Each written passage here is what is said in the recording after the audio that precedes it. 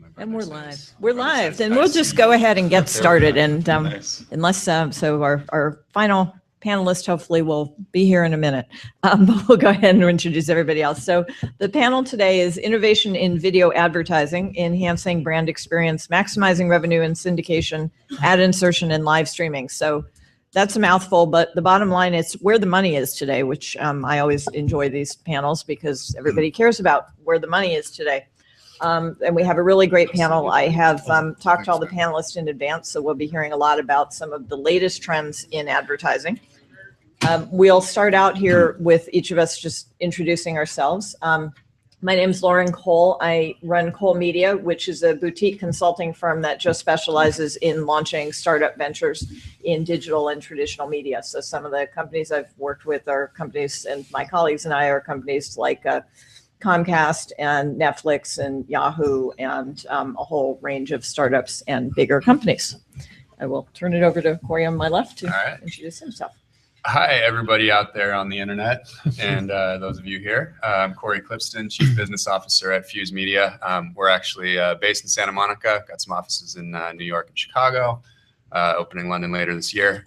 What we actually do is we just have a bunch of really sort of nerdy, super genius PhD types that focus on image recognition in video and machine learning. And they've cracked something that has kind of been around the industry for a long time, which is actually being able to identify the objects in video. If you've been around long enough, in the 90s, they called this Jennifer Aniston's sweater.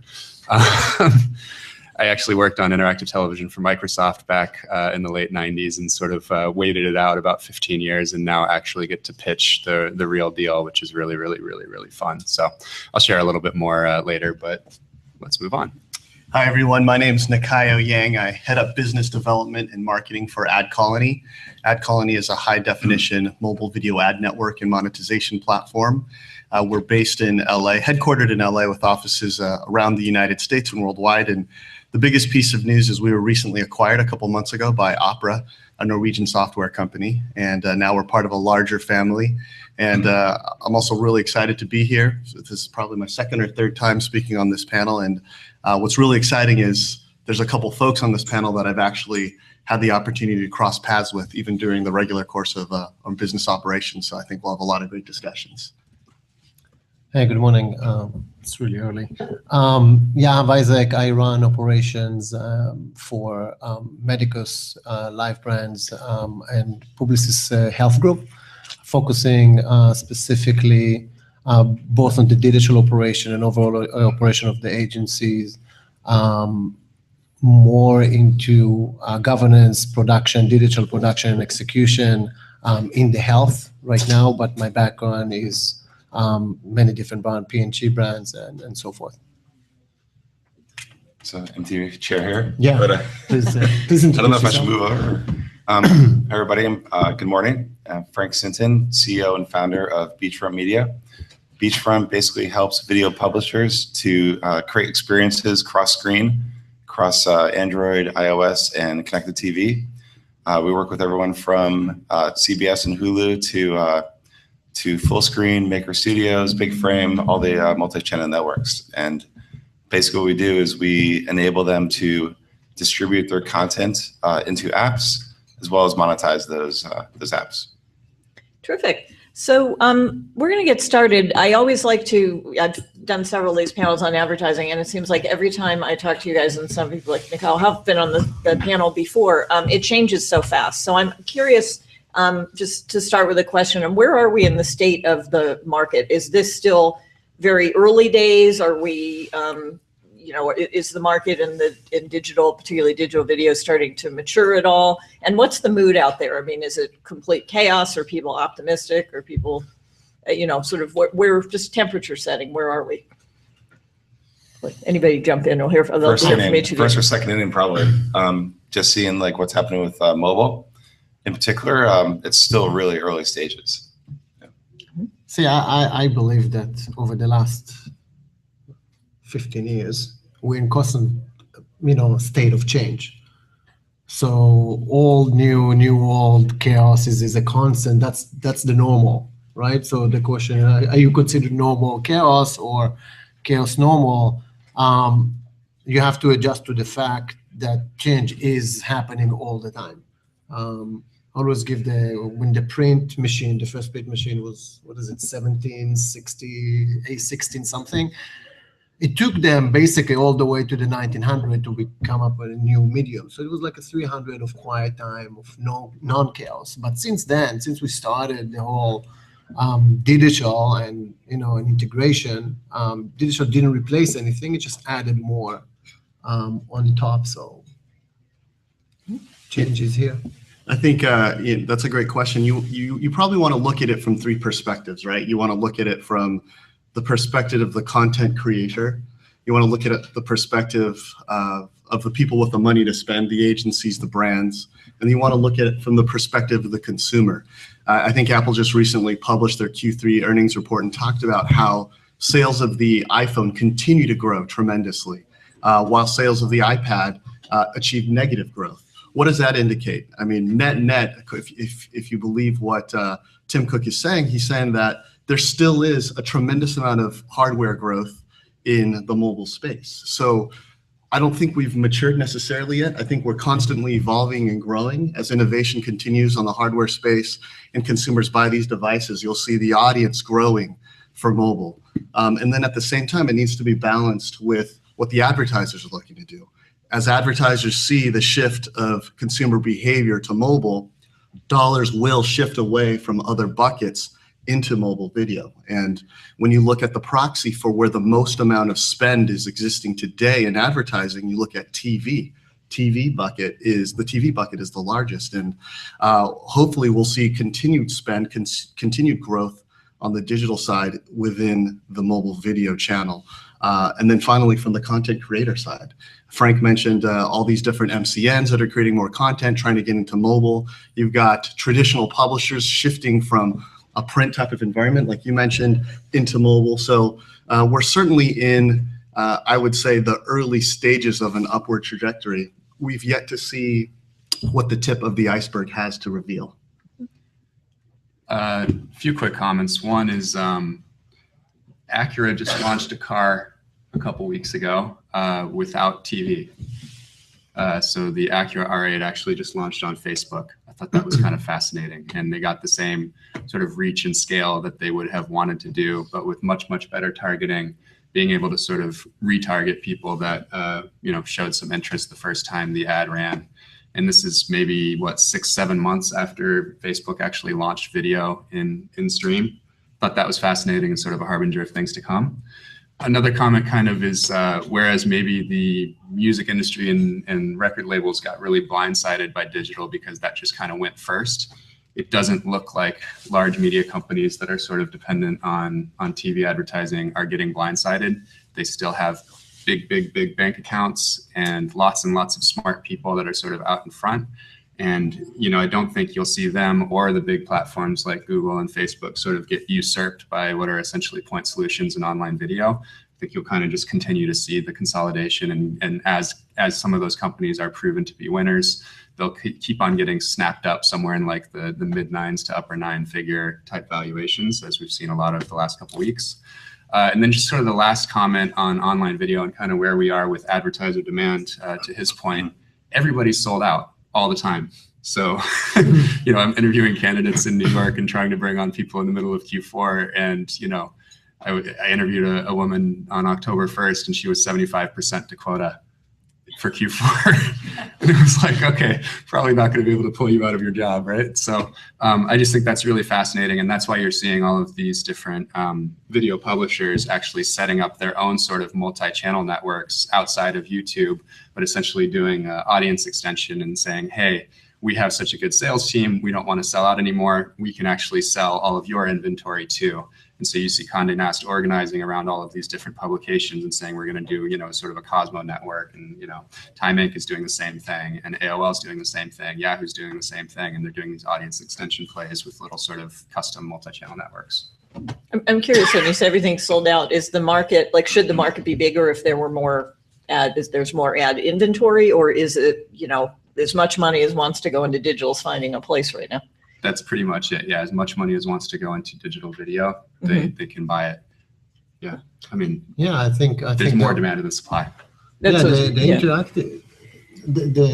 The question is about the product, because there are today different channels for the videos. Mhm. The OTT, the way we're going around the networks, the YouTube channel. So there's way to reach out. The question is like, what do we do with the content? So a lot of the time it's just, oh, it's safe. Let's use this like something, for a webcast or a web series, without actually thinking about the audience. It should be always around either the product or the audience and how we're getting and what is the end result. I sat in one of the panels yesterday, and there was a guy on the panel that his company is helping streaming videos, movies, foreign movies. And he basically, one of his comments, which I found really weird, was that, it's movies, people go into the theater, and that's the format, and we're dealing with this.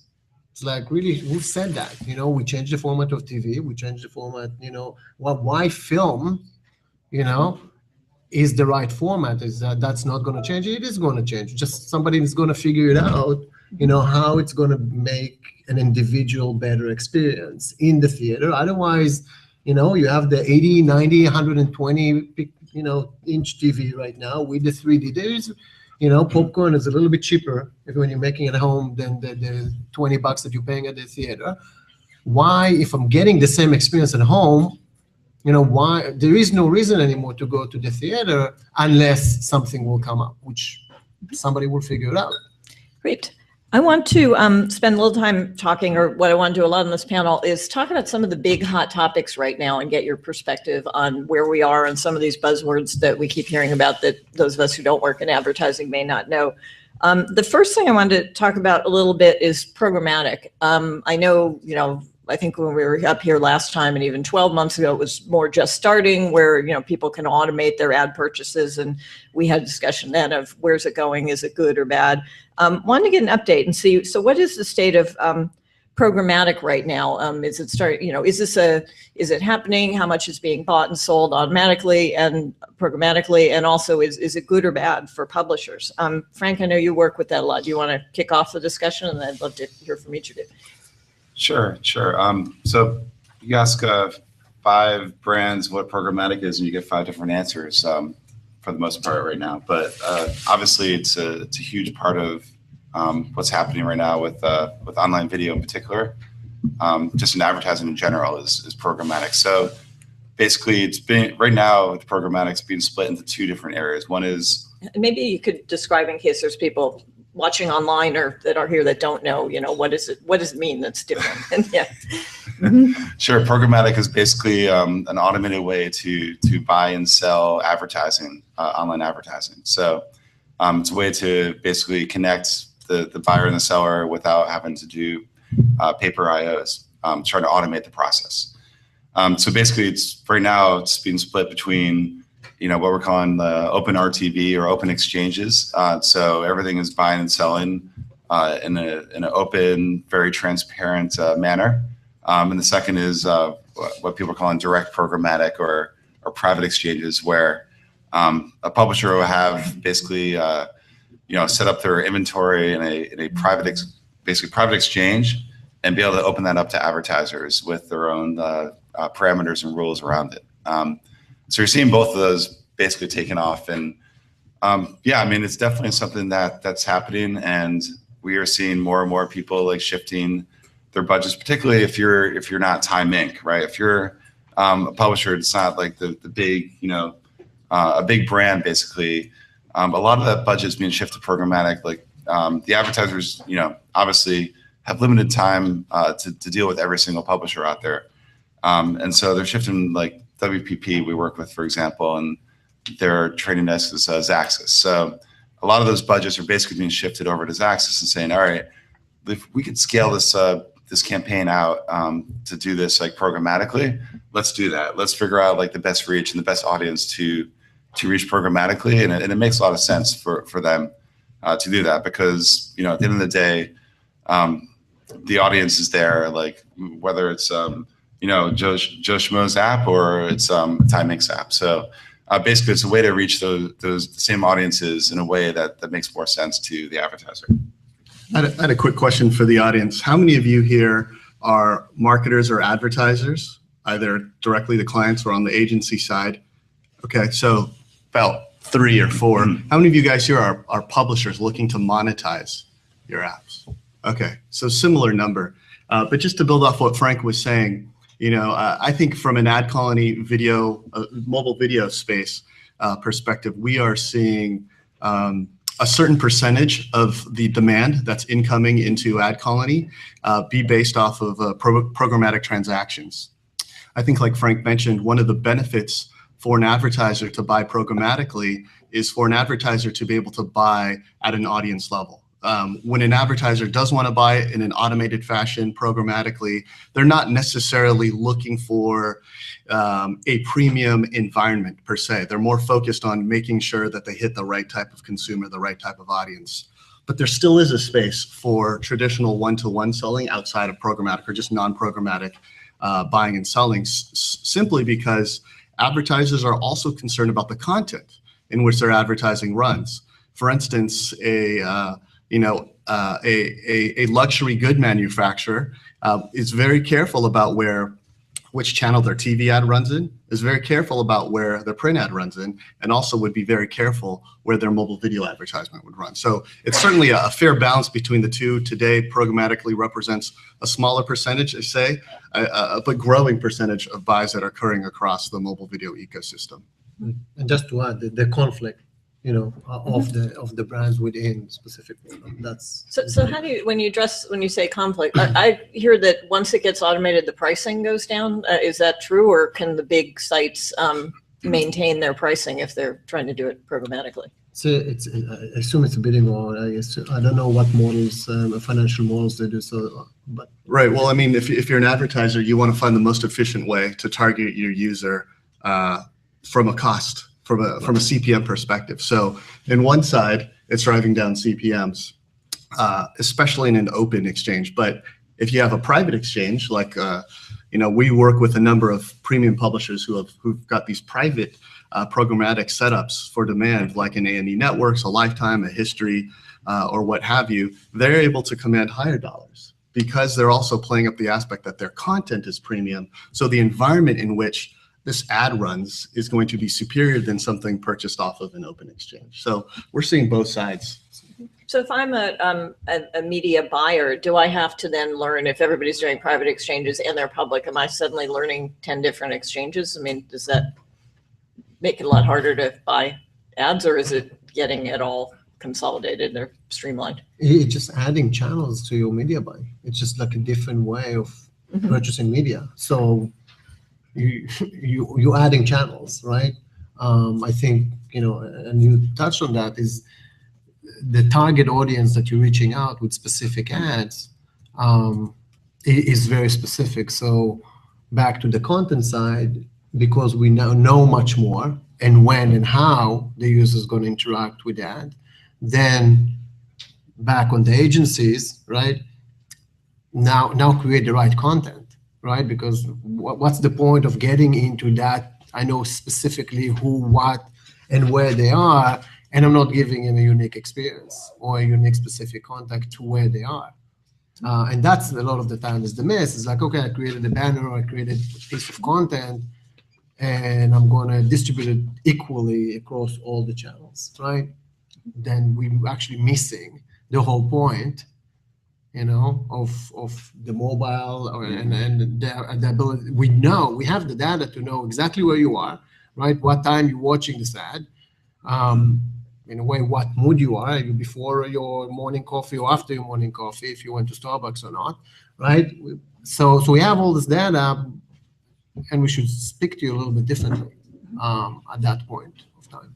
So that actually segues well. I was going to jump to another topic, and I'm going to mix up my topics here a little bit. Creatively, what are some of the creative challenges if we're on all these platforms these days, and there's mobile, and there's your desktop, and if you still have a desktop, and all that, what from a creative perspective, does suddenly advertisers have to create different ads and different campaigns and different media for every single platform, or can they, if it's video, can they just use it everywhere?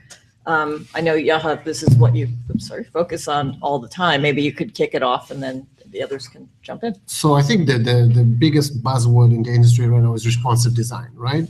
Everybody heard that? But can you explain what that is? So I actually want to explain, the difference between responsive design and flexible design, because that's kind of like the mistake a lot of the brands are doing and companies. So they're creating a website and they allow it to work very, very well, on the mobile device, meaning that it just renders correctly. And they call it that's a responsive design site because, the nav, instead of like going horizontal, they're stacking down, but it's basically the same experience. And that's called flexible design. Responsive design is completely different experience, depending on the platform or on the device that you are. So it's one device, one experience on the website, one experience for the tablet because it's a small screen, and a different experience for the mobile design, which is a much smaller screen. Same assets, same brand, same look and feel, but it's different user experience. So it's all about the user experience, right? And what do I get when I get on your website here versus my laptop versus my iPad?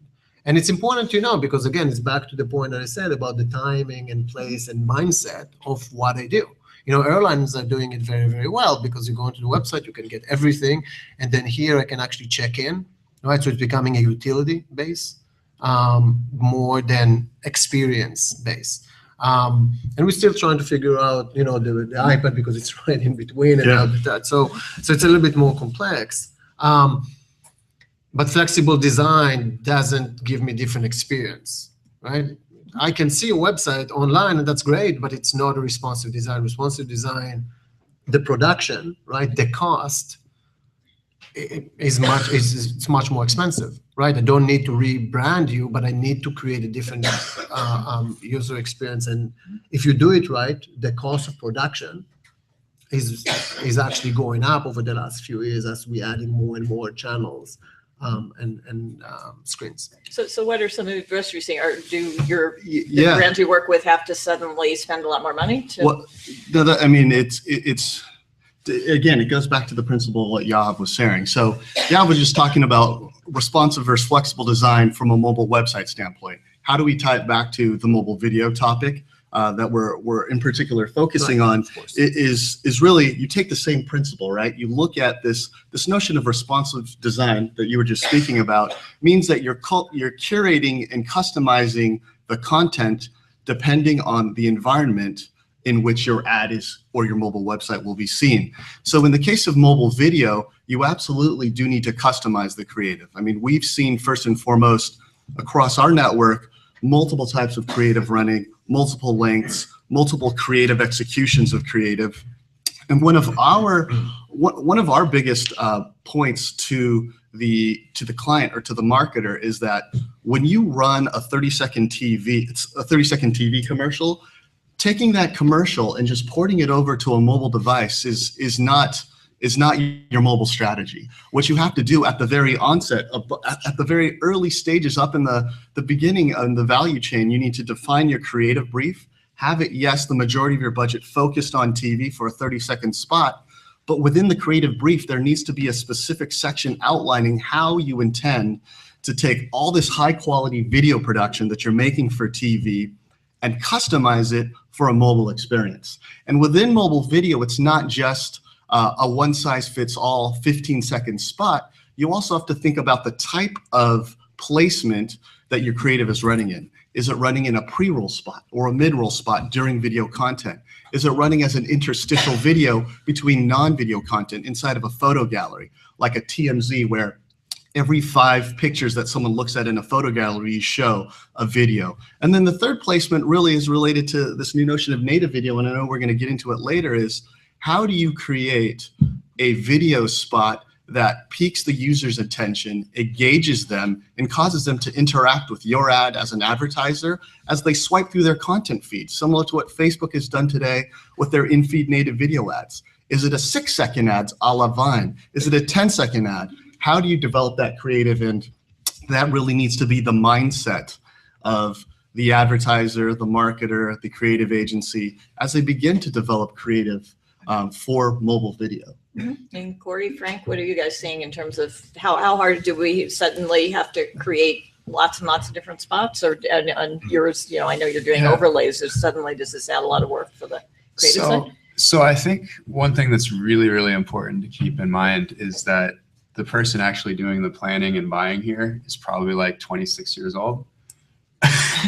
Works in a big office, in a cube somewhere in New York or Chicago or LA, and it's really, really complicated, right? So being added to their sort of media mix, especially for the larger brands that are doing big spend and regular spend, is difficult. And I think that's why you see some of the scale players, the platform players, putting tons and tons of resource toward sort of making it plug and play for responsive design. You've obviously seen this with Facebook and what they've been able to do with launching a video product where maybe behind the scenes it isn't as easy on their end, but they're making it look super easy to the end customer to run across 3 screens.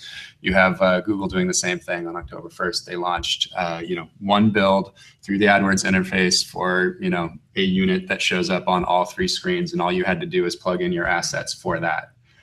So I think it's important, as you mentioned, for players like us to make sure that we're baked into these large platforms so that we don't look like another line item on an already long list. So we try to go to market as much as possible through large platforms and scale players that are already sort of handling the advertiser relationship, and we'll just go in and sort of evangelize a little bit. I think the day of sort of a point solution coming in and saying, I'm going to be a totally new thing that you, young media planner, have to deal with and have to learn and have to be able to represent effectively to your clients. I think those days are long past for digital. Yeah, building on that and what the rest of the panel was talking about is from the standpoint of working with the advertisers directly, there's still a lot in the mobile video in particular, still is a lot of repurposing 30 and 15-second ads to a mobile environment. The first thing we always say is the last thing you want to do is serve a 30-second ad into the phone.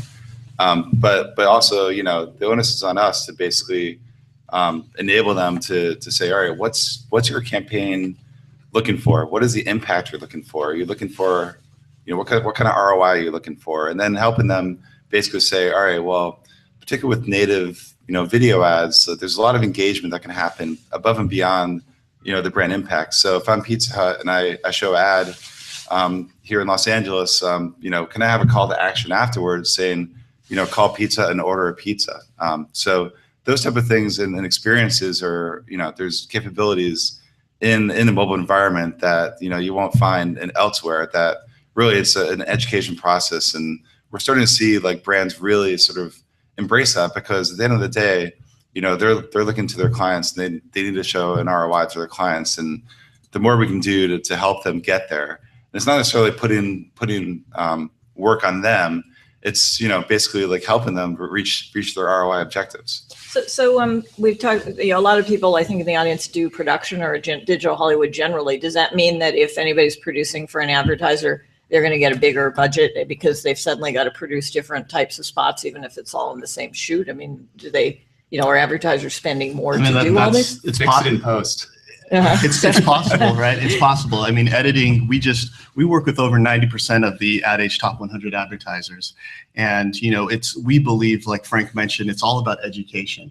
And you need to change the paradigm. The current paradigm is just repurposing TV spots that are 30 seconds in length and bringing them to mobile. And then the question arises, why didn't my campaign perform as well as it could have? And is mobile really the right place for this particular brand?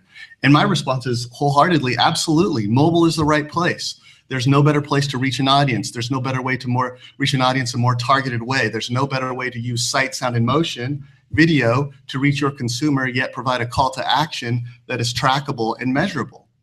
And so what it really is about is helping change this paradigm, the paradigm of thought that let's focus on exclusively a TV type of approach. The creative develops and needs to begin at the top of the value chain, really, where the creative brief begins for this particular brand, and ultimately trickle down to the channels in which this creative is going to run. And does that translate into larger budgets? Potentially, but really it will translate into a larger budget if the advertiser understands the value and the importance of distinguishing between a TV spot, an online spot, in a mobile video spot. I just have a comment because, and this is where we're having issues because of the fragmentation of the agencies versus the media buy versus the brand and the channels. So we're coming into create a brief, let's think about the TV ad, and then everything will fall around it, instead of like thinking about as an experience and then adjust the experience per the media buy that we're going after. It doesn't mean that we should have any type of video on a mobile device. If you don't have the right experience and the right message, give a different call to action on the mobile device while you're streaming the video, if I'm seeing you on the iPad or the TV or your desktop. So those decisions, right, will save you money on the production side. At the get-go, we said, there is no reason for me to have a car commercial TV here instead of like, hey, highlight where's the next dealer pop up. It's a better experience. It's what you need to do, right? However, unless there is a reason for you for a movie trailer to put, a small trailer, a video while I'm passing by the theater. So the pre-thinking about not only what I'm going to do, but what's the execution is going to do and what's the media going to go after, right, will actually save you money. Budgets are not going bigger. In the last few years, budgets are actually staying about the same, and there's much more pressure to get more for the same amount of money. So that's from the brand side. On the other end, we have so many more platforms to support, right? So while the cost of the producing the video or the content stay about the same, the execution and the delivery of that type of production and the development is becoming much more expensive. So there's less dollar for media buy, but we can give up the media buy. So that's where the squeezing in and the ability to the pre-thinking is so important, because you can save a lot on the production instead of creating just for the sake of creating when it doesn't add any value to it. Okay, I want to switch to another topic that is sort of a big buzzword, and I think we've all seen these little native ads when we scroll through our Facebook feed, but what is that doing to advertising generally? Want to sort of get an understanding of, is there going to be more than just Facebook? What's going on? I know, Nikal, you're, Ad Colony, that's a lot of what you're starting to focus on. I'd love to hear from you first, and then the rest of you on what is this native advertising, and where's it going? Sure. So at Ad Colony, for the last 4 or 5 years, our core technology is to deliver high definition video ads instantly across mobile devices. And by mobile, I mean smartphone and tablet applications, native apps on mobile devices. And we've been really focused on full screen video, pre-rolls, mid-rolls, post-rolls, interstitial videos, value exchange videos. And we noticed about a year and a half or so ago, that a lot of the publishers that we were speaking with, who were intrigued by our technology and wanted to work with us and monetize with our technology, didn't have the right type of environment for a full screen video ad. It just wasn't appropriate for a social app or a news app that didn't have a ton of video content to stick in a pre-roll ad or an interstitial video ad, because A, the time required to integrate the technology would not yield the dollars to cover the time spent to integrate the technology, because they just didn't have enough pre-roll inventory. B, an interstitial video would be too intrusive to the user experience. So one of the things we did with our product team was put our heads together and recognize that the majority of these apps had one thing in common, and what that was that all of their content was delivered through a scrolling feed, right? It's a north-south scroll view from a technical term. And simply the solution then to help these publishers monetize with video was to develop a native in-feed video experience.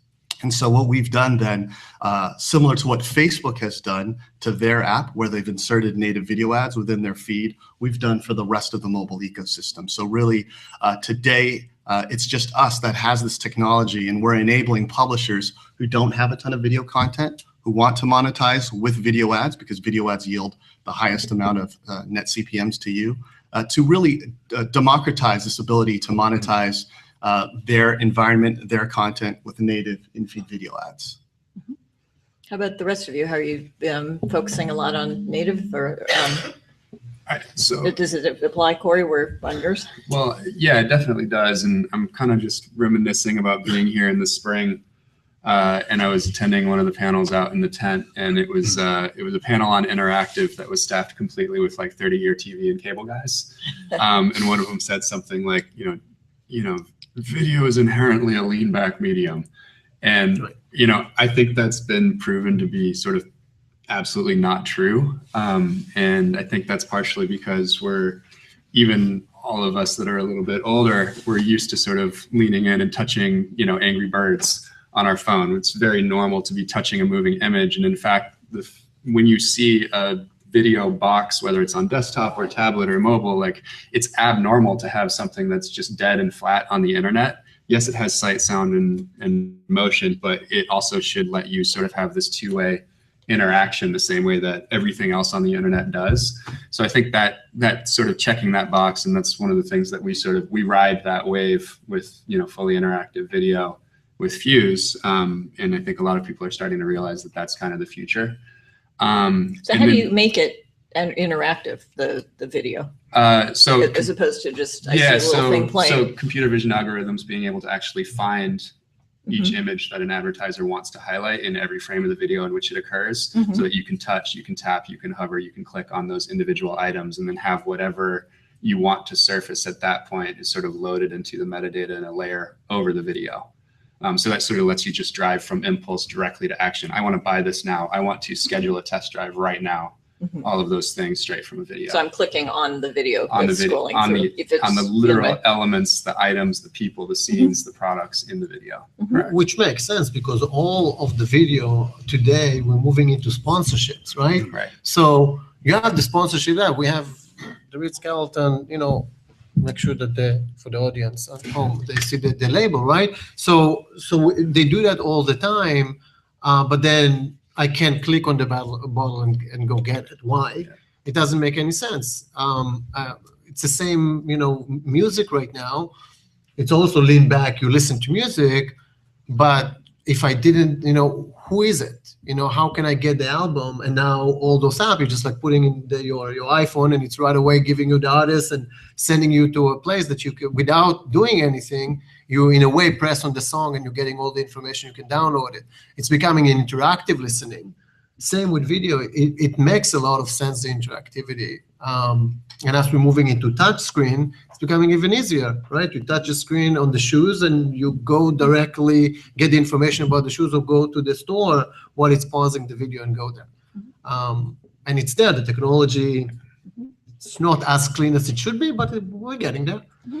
My other comment, just for any marketer that wants to see like how to do native well, just study up on BuzzFeed and look at how different the videos are that they put on YouTube versus what they put that shows up in the newsfeed on Facebook, and how, Facebook is autoplay and you're scrolling through, like Nikai was talking about, and how quickly they try to grab your attention and make you engage with that video, versus if you're on one of their channels on YouTube, they're going to sort of take their time and put up longer content. So it's that idea that you would, depending on the platform and depending on the format, make it a very, very different experience. And we as marketers all have to think that way too. Right.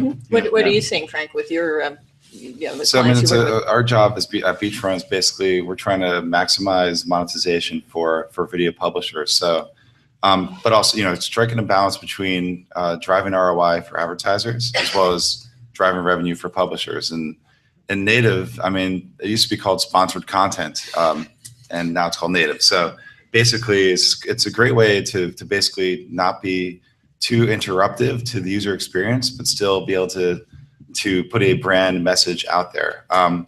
If done right, and BuzzFeed is one of the ones that's actually doing it right, it can be very, very effective. But again, if you just decide you want to put your 30-second TV spot in a native environment, it probably is not going to do as well. So it's really, you got to think about how your brand is basically putting out the content into a native environment, and really think about this is sponsored content that needs to be a custom piece of content that's actually engaging audiences and still delivers a brand message. So it can be very, very effective, but definitely approach it in a different way than you would like a pre-roll or interstitial type of ad.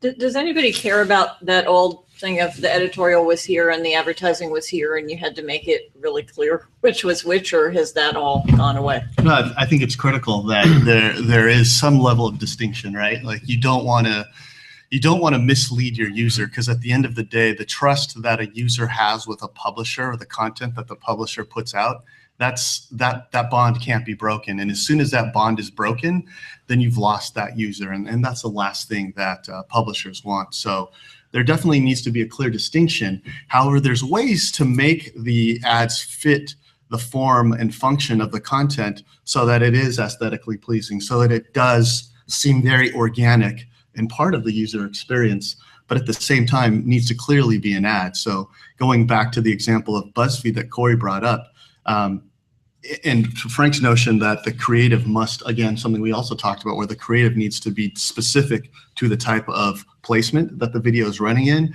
BuzzFeed does a fantastic job, and they really do have a focus on resources on creating a fantastic experience for video content that happens to be sponsored, that happens to fit natively within their user experience. I actually have a little bit of a counterpoint there, and it's because of the way that video is different from other media. It would be really weird to like write an editorial and then just mention Coca-Cola a few times. Like that would just be weird, right? You'd be crossing the line. If you're sort of watching a TV show and you just had like a can on the table that said soda, that would be really weird. You got to choose Pepsi or Coke. If you're doing, home improvement stuff, like you have to choose a brand of chainsaw to like cut down that tree in your front yard. So brands are sort of inherently always going to be a big part of video, and it's kind of everything is merging. It's all a big gray area. Every single one of these shows on almost every reality show has massive sponsorship budgets going into them. I mean, we've kind of seen this with video forever, and it's only increasing. And it's just this massive opportunity for all marketers to be thinking about. That's what I'm saying. The key thing I call it the sniff test of the 13-year-old girl. So I was out with a bunch of these binders last night who are 17 to 22-year-olds. And they're being approached by brands like crazy to show sponsored content, but they turn it down all the time because it's basically their audiences are 13-year-old girls who, if you don't pass that sniff test, it's going to be, dislike, thumb down, bad comments like all day, every day. So I think with native, like it's about being really smart and being contextual, as well as having good creatives is the key. I want to talk about another area. I'm just amazed that all you guys keep up with all of this. And again, every 6 months I sit here and it seems to change. But how do you go about introducing? I know several of you are creating new ad formats and saying, add this to the ad, your portfolio, add this. How do you introduce something new? I'd be interested in hearing, I know Corey at Fuse, you're trying to do video overlay or, overlays on the video. When you have a new technology and a new idea for how to reach advertisers, how do you approach them? Do you approach the advertisers? Do you approach the publishers on the different sites? I mean, how do you go about introducing a new format? And be interested in hearing your experiences and some of the other ones. I mean, usually you just walk in and like show them a demo for anybody that can see that, or come hit me later. But being able to just sort of lean in and, touch Wayne Rooney and then cycle through and see his kit, being able to share that, being able to go directly to Nike and actually shop, being able to touch off the screen, see that, oh, in fact, Neymar is actually the hot spot right there. I want to go and shop that collection right on Nike and pick that up. Like, that's really all I have to do is like send links, and then they pass it to their boss, and he passes it to their boss, and then we go get a meeting. So it's really not that hard. But is it you have to do advertiser by advertiser, and is it? I don't know. I'm just curious. Is it a tough sales cycle? No. So like I said, I mean, we really go through the scale platform. So the fact that like Facebook is using their sales teams to represent us, the fact that Google has 10,000 sellers that are like putting this in front of advertisers is sort of, we have a deal with like Brightroll and Videology and TubeMogul and all these big ad networks and DSPs. Again, I think the slog of going, office to office in Manhattan for 50 meetings a week, makes it really difficult. And we do have a sales team that goes and seeds this. And those of you like Johnny in the front that's known me for a long time knows I did that slog for the first 7 or 8 months before we could start sort of proving it out. And we had to go direct and do a deal with, you know, Target direct, Walmart direct, Kraft direct, to then seed into the agencies, and then it spreads through the agencies and then spreads to the platforms. So it's part of my job as an agency just to read up on things, talk to people, and I discover new groups? Absolutely. You have to meet with those guys all the time. So how do you work on the agency side? Like, how would you know, how do you find out about new things like Fuse, and how do you know which ones to go and, through you. And well, exactly. Well, either we find each other, right? Because I'm seeking something new, right? And I'm attending those kinds of events and those kinds of shows. And then from Fuse perspective or any other small innovative idea, they do the legwork and they knock on our doors. So our responsibilities is to open the door and at least have the conversation with them and have it in the back of our mind. Again, when the right campaign is here and that's the right opportunity, I can connect the dots, because as agencies, right? And that might not be a popular, thought in the advertising world. We're not a technology play, right? We don't want to invent. There's like business models that actually invent all of their money and time to specific technology and solution. That all I need to do is really connect the two together. The idea, which what I'm good at, and the technology that we're able to execute that idea to the, at the highest quality. And if we are doing our job correctly, we are making those connections. And if we don't, we're just not keeping up, as you said. So it's really, listen when you get those emails, that they're not just like trying to sell you something, they're trying to actually show you new technology. Frank or Nikhil, like when you're launching Ad Colony, I guess now, does everybody know it? Know, hey, if I want HD ads, like go here? Or yeah, I mean, that's when we launched Ad Colony, just like Corey was mentioning, in the early days, you had to pound the pavement. I remember flying back and forth to New York, San Francisco, meeting directly with the advertisers if I could get a meeting, because I wanted to meet with the VP of marketing to show him or her what the value of high definition video was and how quickly these ads loaded without any latency. And that was our value proposition. So when we started Ad Colony a few years ago, one of the opportunities that we noticed in the marketplace was that every single video ad took forever to load. And when it finally loaded, it was grainy and choppy. And that was a problem we set out to solve. And we've done so successfully with our technology in creating a platform that delivers HD video instantly.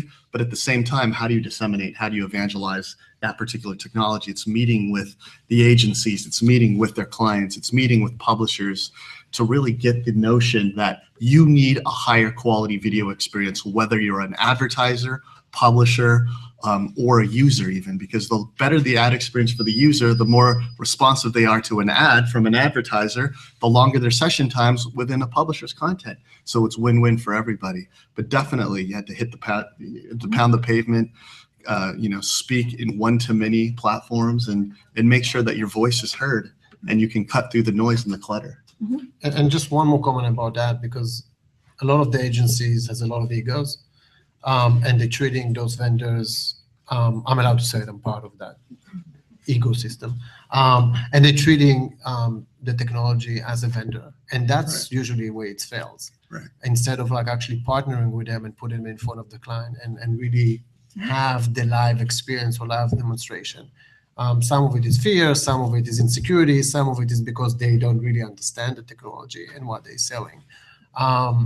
But when you go as a partner, right, to solve a specific solution, a specific branding experience, then really cool things happen. How are you working at Beachfront, Frank? Because it sounds like you're helping. You have a lot of big publishers you're working with. Are you trying to get them to use your technology, or are you integrating different types of technology? Is it your job to keep up with all this, or as new things come in, do you have to go build something, or you partner? For the most part, I agree with pretty much everyone on the panel. Is basically, from a technology perspective, the advertisers don't care as much about technology. They care about impact. So at Beachfront, we're trying to create great experiences for people with video on whatever device that their audience is watching it. So audiences now like basically don't understand windowing and why they can't watch certain content on their Roku box versus their iPhone. So our job is basically enabling content to get anywhere where it possibly can be, but then also, pounding the pavement with the advertisers, saying, all right, listen, we could get you in front of these engaged audiences. If you want to reach a millennial audience, 18 to 24-year-old males, guess what? They're watching Epic Rap Battles, and Epic Rap Battles has 12 million subscribers. And the audience for that is actually, more than Game of Thrones, for example. And these are really engaged audiences who don't just want to watch the video. They want to share it with their friends. They want to talk about it. They want to film their own videos about it. So how do you, what our job is basically, really educating advertisers and talking to them about how do you then become part of that conversation, getting into those experiences where the audiences are engaged. And I think that's really, the value of technology, and what Beachfront is building is we're enabling that to happen. So we're enabling advertisers to get in there and basically be part of that conversation. And that's really, pounding the pavement is basically, getting in front of there and showing them, saying, all right, here's what it is. We're an IPG Media Lab, for example. So any advertiser with IPG can go into there and see, what we have and what we're doing, and like touch and feel it right there. I love Corey's demo, right? And that just reminded me of when we were starting off like 4 or 5 years ago. You bring it in, and it's a live example of what works. Like, oh, you don't believe me that our videos load faster than anything in the marketplace, and that they render in HD crystal clear quality? Here, let me show you. Here's a live app on the App Store that you can download yourself onto your device and see how quickly those ads run, or how interactive a video can be, and how you can drive ROI for an advertiser through these hotspots in Corey's case. So having live examples is definitely critical. I mean, you can always point to we have these head-to-head comparison videos that we host online, but really at the end of the day, anyone can create a head-to-head video that shows how quickly an ad loads, right? Because you can doctor the image. What is the proof in the pudding is a live example of what really works. I want to ask about, because we've talked about all these cool new things and the latest trends and the programmatic and the native and, how you get new formats. What happened to the old formats? I heard, it used to be everything, the money's all in search, and, is search completely gone? Or if I'm a site, should I still be trying to monetize with that? If I'm an advertiser, is that still a big part of my budget? I mean, search, display, all these things that have been around, have they shrunk a lot, or is it just that these are the new things we're talking about? Well, I mean, I think Google, and Corey probably knows better because he used to work at Google, but I think Google just announced Q3 earnings as well. And I may have misread this, I don't recall exactly, but I think there was there might have been the first indication that growth in search is starting to slow down slightly. And then you also have this announcement that Yahoo is described as a search giant in every single article you read about. Yahoo as a search giant, quote unquote, is in rumored talks to acquire Brightroll, which is a video advertising platform. And so what you see here is a potential constriction on the side of search. Search is still a massive industry, and that's what Google makes its bread and butter on. So it's not going away at any time soon, but you're starting to see a lot of these established, entrenched companies that were doing search, that are doing display, and figuring out how can they crack the nut in mobile video, or how can they crack the nut in digital video in general. And that's why, on Monday, you had the article come out and talk about this rumored acquisition of Brightroll for $700 million by Yahoo. And not long before that, right around the time we were acquired, LiveRail, which is another video platform, another video exchange platform, was acquired by Facebook for about half that. I think what you see is every time we're having those panels, there's search is normal. It's normal. It's part of your mix right now. You can't live without it. And the next thing that we're going to do is, like, when we figure out the video and the delivery, it's going to be search of a video, right? And and not just finding the video, but find specific content within the video, right? So why do I need to scroll down or up or down, to the middle of the video to second, 15 minutes into the video. Why can't I just search what I'm looking for a specific scene and drive directly into that and start the video right there? So meta tagging, searching, the ability to actually embed meta tagging and specific tagging into the video will allow you to do that. We kept, one of the first topic was like, it's chaos, it's always crazy. Search is there, it's not going anywhere. TV is not going anywhere. Newspapers, for now, at least not going anywhere. It's just like evolving, and we're talking about we're building on top of that instead of replacing. You hit on something really interesting, and let's talk about this time next year. Because one thing that we're able to do when we actually know exactly where everything is in frame in every frame of the video is you actually get much better inputs for search. So instead of just tagging something with, bottled water was in that video, you actually know how much it was in that video. Was it, 22 of the 30 seconds? And also how prominently was it featured? Was it just in the background on a table, or was it front and center? So that's how you can kind of actually get much, much, much, much better video search. And we're ingesting. But also search the content of the video. Right. Like specific scene that you want to watch, then you can actually search it and go directly to that instead of scrolling or try to figure out why not. We know every second of the video, we tagged it, it's digitized, so it's searchable, so this is where it's going to go from the search perspective. Mobile will make it really, now that's a way for me to actually use my mobile device, because I'm searching for specific, 5 seconds of video. I can find it, and it's not really comfortable to scroll here on the small device. Search is definitely evolving. I mean, it's never going to go away. I don't think, but my 8-year-old does search by talking to Siri, right? Like that's like the default. They don't want to pick something up and type in a keyword. So I think it's definitely evolving, and it's definitely moving towards voice. But it's always going to be there. But like as Nikayo said, where can brands interject? So if my 8-year-old is asking Siri a question, do you really want to hear a brand message? You want to get your answer most likely, but then can a brand be integrated in there? And what's the biggest impact? And really, Facebook and Yahoo and Google with YouTube is really looking towards video as the way to sort of the next step from contextual placements. Is really the in-feed videos, the pre-rolls, interstitials, things that can happen that can really engage audiences, but not be voice response brand message to a question. Is display going away, or is display still also really big, just not something we talk about? Display meaning banners? Yeah. It's evolving. It's a good question. It's evolving too. I mean, yeah. So I mean that product that I mentioned that Google launched, technically that's Google Display Network. That's kind of where they're going.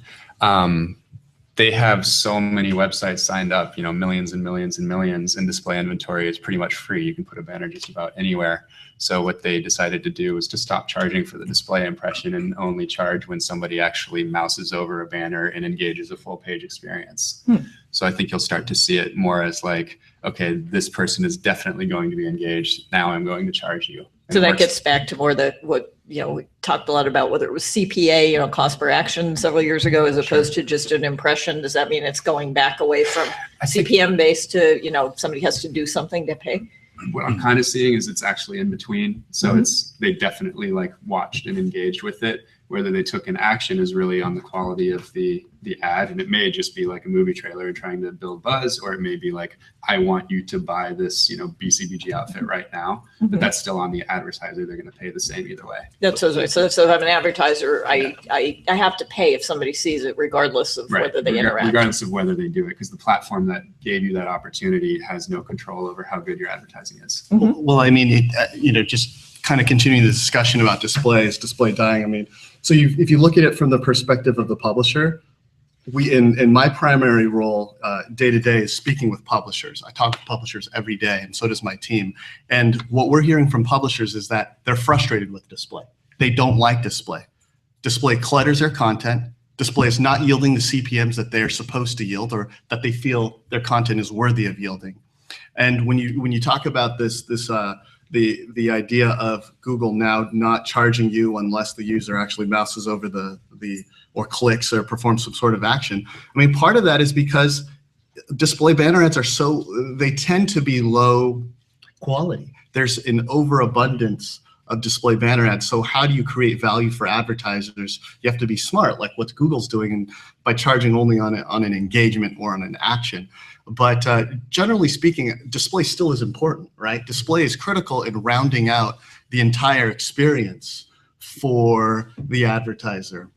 You have to complement it, though, with a higher impact unit. If you run display solely in and of itself, a brand is not going to get the impact that it really needs. You need to complement display with rich media, and really the crown jewel has to be video, because video is what engages your users, right? Well, I just like the display is a very tricky one also for the agency, because it's, we know that no one clicks on banners, right? We know that. Anybody clicked recently on a banner? Here, please, one. No. Thank you. By mistake. I paid him $5 By to mistake actually. all the time. I'll pay you then. Yeah. The problem is that it's hard because you're trying to create the engagement of people, interacting with it, and it's not easy, because when you're going into a page, because all the entry are from search, you go to a specific content that you want to read, that you seek and you found, and now you interact with. So no matter what, right, the banner will be, no matter how relevant it is, and usually it is, it's still kind of like a sideshow. Mm-hmm. The question is, can we create the sponsorship as a display ad, right? So exactly like there is the Coke on the table, right? This content brought to you by, and then it's a branding experience, and it's a sponsorship experience. And then it's part of the content, and then you understand why you got the content for free.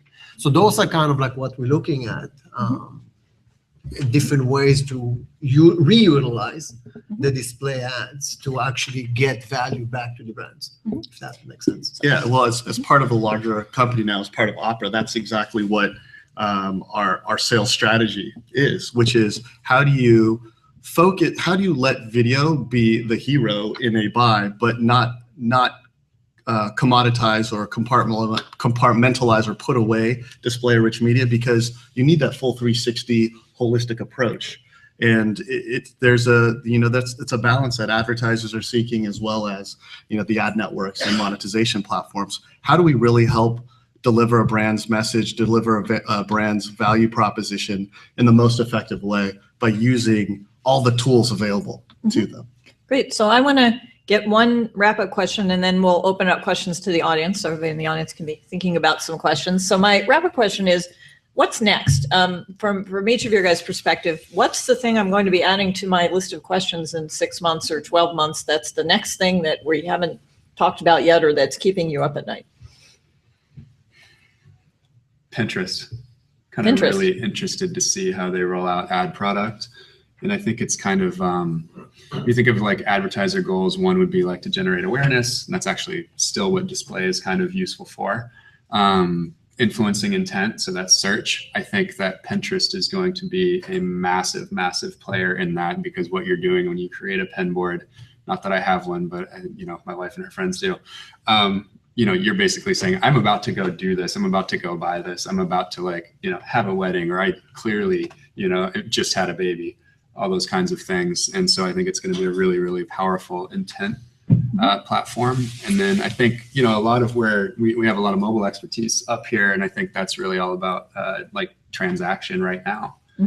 You are in this place. We know you're there. We know you're searching for this. We know you're looking at this. Let's just complete a transaction. So that's kind of, I think we'll be talking about those three buckets and what platforms and what screens are right to drive those three goals. Anybody else? Who else? Who's next? I'm going to pin it on all you guys. So, from my perspective, is the ability to really utilize the different screens correctly, right? So, what we call screen meshing, right? Screen meshing is that I'm watching a TV show or something on the web, and then on my mobile device, I'm actually interacting with it, right? I'm hashtagging, I'm, posting, I'm interacting with it. So that's kind of like meshing of different screens. So I'm watching it because a lot of people either multitasking, they're watching TV and they're writing an email, so there's no connection. But when I'm watching a screen that prompt me to do something here, then that's the meshing of the screen, and that's kind of a call to action while I'm interacting. So I'm interacting with your brand twice, on two different screens at one time. And then there's the screen shifting, right? Meaning that the call to action on the screen, right, on the TV will push me to do an action on my computer, which will push me to do an action on my mobile. So the three different experience, which are completely related. That's my user experience with your brand, from watching your brand to the end.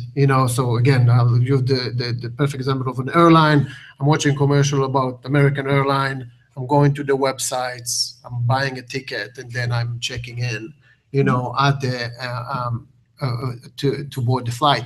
So that's for me when the brand will figure those the shifting and the meshing. That will be both, including search and video, including that content with video. That, I think, is going to be exciting time for the brand to start utilizing correctly. I'm curious to see in the next 6-12 months what's going to happen with the big 6 platforms that are out there, meaning you've got, in particular related to mobile and video. So you've got Google, which obviously has a very large presence in mobile and video. You've got Twitter, which acquired MoPub.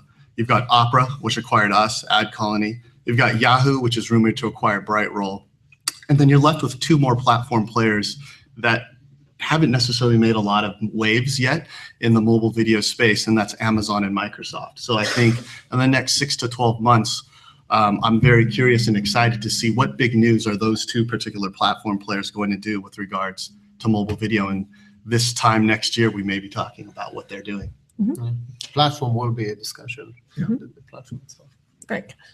On a totally different topic, but one of the things I'm excited about is having a 12 megapixel camera carrying around and really like creating integrated experiences with that. So like I want to be able to use like augmented reality, for example, to find out more information using that camera.